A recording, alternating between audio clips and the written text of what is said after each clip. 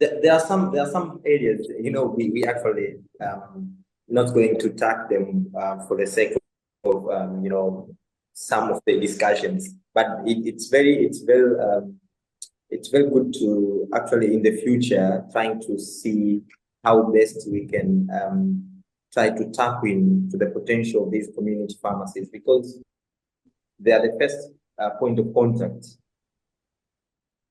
When you're talking about primary health care, they are almost so near to the community than even the maybe healthcare center at some point. And UK has this a very good program we used to learn about it, started in Scotland.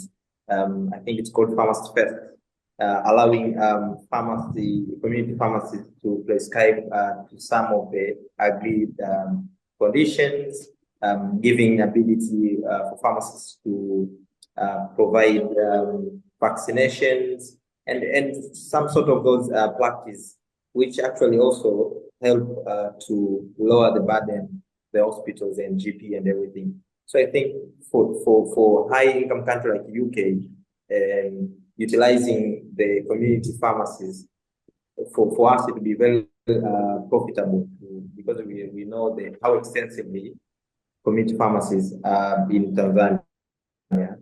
And if we can actually use them to do some of the practice in terms of the healthcare provision and delivery, it would be very nice. And yeah, I think that's what I can say I've learned in respect to AMR in the UK and Tanzania context. Yeah, so that is well explained, and we can spot a couple of differences between Tanzania and the UK, of course, the economic difference, and I think one of the most important, I would say, is law enforcement when it comes to antibiotic resistance. Because as far as I remember, we've been talking about awareness for a long time. And I remember now we have a newer national action plan for AMR. So the first one I remember when I was in college, it was 2017 to 2022. Number one objective was to raise awareness. We've been talking about awareness for a long time, right? And many people know now, but do you really think that awareness is enough? Because I think there are some other things we have to do, right? There is the issue of law enforcement, as you've just said, because the law is in the United Kingdom, the law is like this, and this is how it should be done. It's being enforced and people are following it, whether they like or not. Because we know the advantage of following that law is bigger than the disadvantage of not following it. But also there is an issue of, I don't know, of the economic status of people. This also should also be a point whereby we should be discussing when you're talking about AMR, because I don't know, people find it easier when it comes to having maybe to getting like half a dose. People find it easier to like get a few tablets of antibiotics, and unfortunately, when they want it, they get it, because also people in the community pharmacies, they want to get money. You understand? They want to make their business move. So it's something which is like, awareness is not enough, and I think we have to do some other efforts. And I would also want to ask you if do you think, because now in the communities here, like in our environments out there, people say that pharmacists are actually one of the reasons as to why AMR is still a big problem. Like, what would you say about that?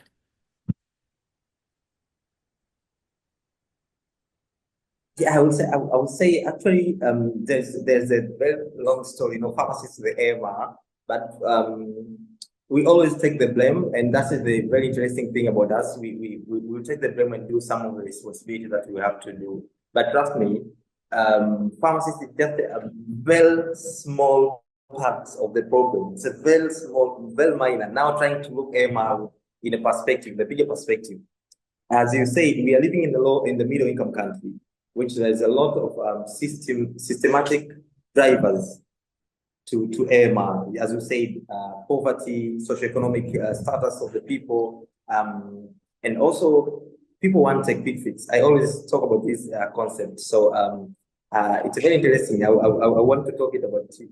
I talked about it yesterday in the symposium, and today we'll talk about it. AMR as a quick fix. So two well-known researchers have done this kind of research, 2017, 2019. So they describe antimicrobials as infrastructure. So we are using antimicrobials to hide our bigger problems in the healthcare systems. So antimicrobials have become quick fix to our bigger problems. Like, because we have strong antimicrobials, someone can take it and then they will go away. So we just keep the bigger problem, like improving our healthcare systems, improving our hygienic, bringing water and sanitation to people, having strict rules and regulations. We are not doing that because we have antimicrobials to skip our problem to the next, maybe next year, next 5 years. So we're using antimicrobials as a quick fix. So that's the concept. And also, we have turned our healthcare, I'm saying this, what's the word, that pharmaceuticalization. We have pharmaceuticalized healthcare. So for us, for the middle and low middle income countries, healthcare equals to medication. Like, if I'm coming to you and you're just talking about wash, and you're giving me advice to eat well, to exercise, and sending me home, I would not advise anyone else to come to your facility because you are not giving medications. Who are you? You know, if I'm coming for the medication. So even Tanzanians, if they decide to go to the hospital, their end point is getting medications. Like, without medication, you've not treated them. So as I said, the behavior, we have conditioned ourselves that we want antimicrobials to survive. So I think, as you said, awareness is not not the only thing that we can do. We have been doing it for many years. Now we need change of behavior. We need regulations and policies. And also, as you asked, pharmacists has a role to play. But always, when you are in many rooms about AMR, they are flowing blames to the pharmacists because they are the one dealing with the drugs, not knowing that even if pharmacists giving medications accordingly to the prescription and everything, if we follow everything, we're still having AMR. You're still having AMR. You know why? Because there is a lot of factors out of just us pharmacists. Out of us pharmacists, but we are gatekeepers. I think we are the gatekeepers. Can I ask you? We have a very big role to play. Can I ask you a question? Yeah. You're just mentioning that even if pharmacists do everything according to the law and other people will still have AMR. I mean, yeah, that's true. But do you think that we will have already decreased it to a significant amount? Like, the problem will have decreased to some significant amount? Yes, and that's my point. You know, the bad thing is other people are looking to the pharmacists to do something without them starting to reflect on themselves. You know, you find a nurse blaming a pharmacist, like, our pharmacists are just giving medication. No. You need also to be on board. You are administering medication as well. You need to make sure wash programs and maybe around the wards and everything, they are good, because the resistance bacteria, maybe people are getting a lot of high percent people are getting resistant bacteria in the hospital, not even in the community. So I think we have turned more light to pharmacists. I know, because maybe we are interested, we are dealing with the drugs and everything, but a lot of people, they are looking at us because we are managing, and also we have that responsibility, but we argue them to also do their parts, you know.